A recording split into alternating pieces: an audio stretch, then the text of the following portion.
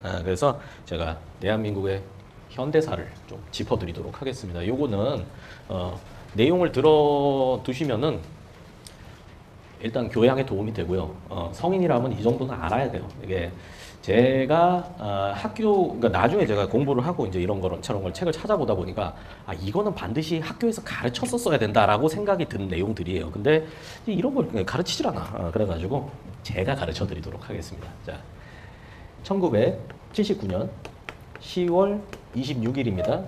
자, 청와대 궁정동 안가가 있어요. 이거는 가볍게 들으세요. 다 뭐 적고 그럴 필요 없어요. 궁정동 안전가업. 그러니까 대통령 회식하는 장소 청와대 옆에 있는데 여기 이제 박정희 대통령이 있었고 그다음에 차지철 경호실장 그리고 김재규 중앙정보부장이 있었습니다. 비서실장도 있었고요.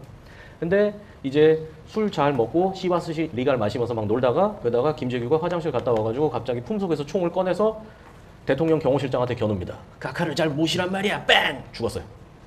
그 다음에 막 대통령이 당황하죠. 너 뭐 하는 거야? 카카 정치를 대국적으로 하십시오. 뺑! 이렇게 된 거야. 이렇게 된 거야. 근데 이게 어마어마한 시해 사건, 대통령 시해 사건이죠. 그런데 이 김재규가 이제 중앙정보부장이니까 당시 대통령의 오른팔 왼팔이었는데 여기가 이제 오른팔 왼팔로 이렇게 바뀌던 막 그거였어요. 권력 다툼이 어마어마했죠. 그리고 이제 이 김재규 입장에서 박정희 대통령이 마지막에 이제 유신헌법 막 만들고 독재를 정말 본격화하면서 계속 옆에서 이제 박정희 대통령을 뭐 말리려고 그랬는데 뭐 말려지나요. 그러니까 이 처음 권력을 잡고 나면은 점점 이제 좀 유지하고 이제 그런 쪽으로 가기 마련이잖아요. 그래가지고 이제 김재규는 나름대로 이제 자기가 민주화에 내가 미랄이 되겠다라고 하는 그런 생각도 있었다라고 주장은 합니다. 뭐 더 자세한 사항은 이제 모르는 거죠. 하여튼 근데 이 김재규가 어떻게 했냐면은 중앙정보부장 국정원장이니까 어마어마한 자리에 있는데 당시에 육군 참모총장을 불러놨어요. 육군 참모총장. 정승화라는 참모총장 별 4개짜리. 정승화 육참총장한테 거짓말을 한 거예요. 각하가 보자십니다. 그래서 왔지 궁정동으로. 그래서 다른 방에서 있었어요. 각하 부를 줄 알았지. 근데 각하는 부르지 않았어요. 그리고 김재규가 와갖고 좀 이따 이제 각하가 부르실 겁니다. 라고 거짓말하고 가고 빵빵 쏜 거야.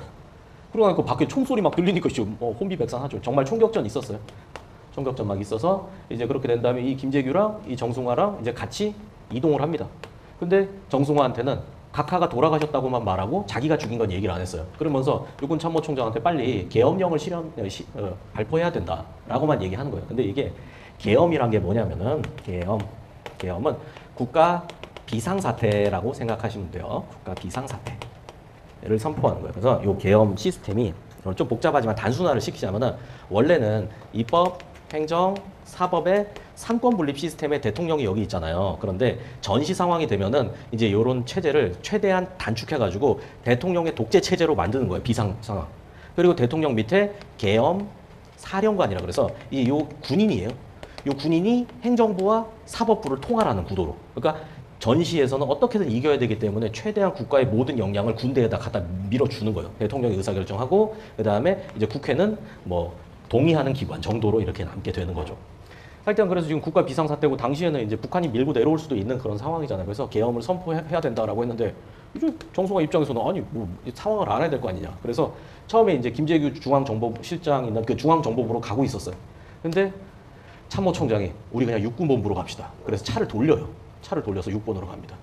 근데 여기서 이 중정으로 갔으면 정말 역사가 어떻게 될지 모르는데 차를 돌린 게 이게 거의 위화도 회군급에 이제 그런 다음에 어떻게 됐냐면 6번 가가지고 이제 김재규는 계속 거기 장군들한테 계엄 선포해야 된다. 근데 장군들은 아니 저 생뚱맞게 뭐 하는 소리냐 하고 있는데 박정희 대통령 죽었다는 소식 듣고 그런 다음에 김재규가 쐈다는 소식까지도 들린 거예요. 그래서 그냥 김재규 여기서 체포당했어요. 그냥 허망하게 이 큰 일을 해놓고 그리고 나서 이제 계엄이 그날 밤에 선포가 됐습니다. 이제 모든 상황을 알게 되고 김재규가 대통령 시해했으니까 어떤 상황이 생길지 모르잖아요. 당시 입장에서는 김재규가 북한이 보낸 간첩일 수도 있다잖아요. 그래서 비상사태 선포했고 비상사태 선포하면은 이제 수사도 군인이에요. 그래서 당시에 수사를 누가 했냐면 투스타 보안사령관이 수사를 합니다. 여기가 수사 대장이 돼요. 근데 이게 누구였냐? 이게 전두환이었어요. 전두환. 그래서 이제 전두환이 전면에 딱 나서 수사를 합니다. 그런데 합동수사본부장이었어요. 근데 처음에 전두환이 수사했을 때는 김재규 단독 범행이고 정승화는 그냥 속아서 갔다라는 걸로 조사 결과를 냈습니다. 1차 발표를 했어요. 그런데 군대 내에서 또 무슨 일이 있었냐면은 요 전두환이 육사 11기예요. 육군사관학교 11기. 근데 육사가 1기부터 10기까지는 뭐 전쟁통에 급하게 뽑아서 조금 훈련시키고 전쟁 내보내고 다 죽고 막 그렇게 했었거든요. 그러다가 11기 때부터 정규 4년제 과정, 지금이랑 똑같은 4년 과정으로 바뀌어서 요 11기생들은 자기들이 정규 육사 1기다라는 자부심을 가지고 있었어요. 11기에 전두환이 있었고 또 누가 있었냐? 노태우가 있었어요. 둘이 친구예요. 태우야 두하나 하던 친구예요. 그래서 요 전두환 육사 11기를 기준으로 해가지고 그 나름 자기들이랑 좀 이렇게 공통점을 갖는 뭐 경남 출신의 육사의 이제 이런 친구들을 모아갖고 하나회라는 걸 만들었어요. 하나회. 그래서 지네들끼리 군대 안에서 똘똘 뭉쳐가지고 서로 밀어주고 땡겨주고 하고 있었으니까 지금 정승화는 육사 출신도 아닌데다가 군대 내에 사조직이 있으면 안 되거든요. 그래서 사조직의 핵심이 전두환이라는 것도 알고 있어서 전두환을 어떻게 해결을 해야겠다. 그래서 참모총장의 계획은 뭐냐면 전두환을 저기 동해 해안사령부로 보내버리는 거였어요. 보안사령관이 여기 기무사예요. 기무사. 이 기무사가 뭐냐면은 군대 내에서 간첩 잡는 조직이거든요. 그러니까 군 내에 심지어는 대한민국의 모든 전화를 도청할 수가 있어요. 저기는. 물론 뭐 함부로 하면 안 되지만 이 새끼들 몰래 하지. 그러니까 모든 정보가 저기 다 모인다고 생각하시면 돼요. 그러니까 정승화의 정보도 저기 모였어요. 그러니까 전두환이 먼저 습격을 한 거야. 어떻게 했냐면은 수사 결과를 바꿔가지고 둘이 공범이라고 발표를 한 거예요. 그러면서 아니, 발표를 한 게 아니라 이 둘이 공범이라고 결론을 내린 다음에 이걸 체포하자라고 결론을 딱 세워요. 근데 만약에 실제 공범이라면 체포해도 돼요. 근데 이 상황에서 자기보다 상관을 체포하는 거잖아요.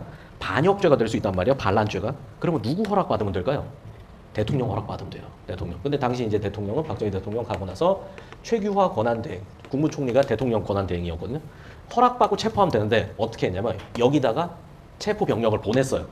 그리고 자기는 대통령한테 가서 허락을 받은 거예요. 그러니까 허락 받기도 전에 벌써 총격전이 발생했어요. 허락 받을 생각이 없었던 거예요. 그리고 이제 요 대통령한테 가가지고 이제 허락해 주십시오, 카카 하는데 요 최규화 대통령은 계속 버텨요. 아니 정승화 총장이 저 사건에 확실히 개입돼 있다는 증거를 보여줘서 나를 납득시켜야 내가 허락을 할 거 아니냐. 그래서 계속 버텨요. 근데 요 우리 두한이 아저씨는 계속 우깁니다. 계속 우겨. 그래서 여긴 계속 버티고. 그래서 이미 여기 총장 관사에서 총격전 있고 체포돼서 기무사 감옥에 들어가 있어요. 근데 여기는 아직도 밀고 땡기고 하고 있어. 그러다가 결국은 허락을 해줘요. 새벽 5시에. 저녁 6시에 들어갔거든요. 11시간 동안 버티다가 어쨌든 합니다. 그리고 나서 이제 불러가고 이제 막 고문하고 이제 그래갖고 뭐 억지 자백을 받아냅니다. 뭐 자백이야 뭐 얘네들 뭐 받아내는 거 쉽지 뭐 사람 물에 담갔다 뺐다 그러고 뭐 인두로 지지고 그러면은 그러면 동의 그래 자백했구나 막 이제 이 새끼들 이러니까 그래가지고 이제 이렇게 해가지고 발표를 한 거예요. 그러면서 어떻게 됐냐면은 이제 군대 내 자기보다 높은 사람들이 있지만 이 투스타인 전두환이 군대 내를 장악해버린 거예요. 아니 참모총장 체포했는데 이걸 누가 건드려?